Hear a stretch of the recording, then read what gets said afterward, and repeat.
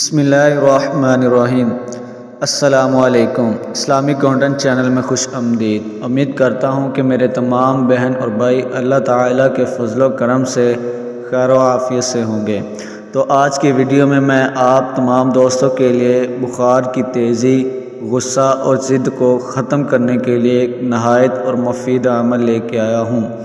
اگر آپ بخار کی تیزی، غصے اور اپنی ضد کی وجہ سے پریشان ہیں تو آپ نے اس وظیفے کو میرے بتائے ہوئے طریقے سے کرنا ہے تو انشاءاللہ تعالی آپ کو بہت ہی جلد شفا ہوگی۔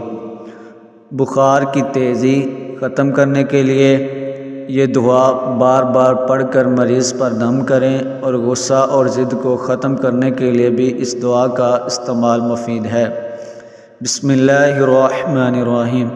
یا نار کونی بردا وسلاما علی ابراہیم، یا نار کونی بردا وسلاما علی ابراہیم۔